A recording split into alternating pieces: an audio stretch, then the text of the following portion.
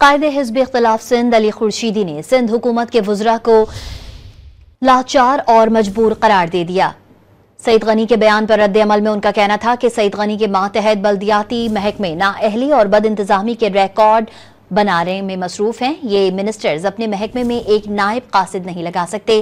دعویٰ کیا کہ محکمہ بلدیات سندھ ٹھیکوں پر چل رہا ہے، سالڈ ویسٹ کے ڈمپ پر شہریوں کو کچلنے اور حکومت خون چوسنے میں مصروف ہے۔ علی خورشیدی کا کہنا تھا کہ سندھ حکومت میں چلنے والا سسٹم بربادی اور تباہی کی درخشاں مثال ہے۔ قائد حزب اختلاف سندھ علی خورشیدی نے سندھ حکومت کے وزراء کو لاچار اور مجبور قرار دے دیا۔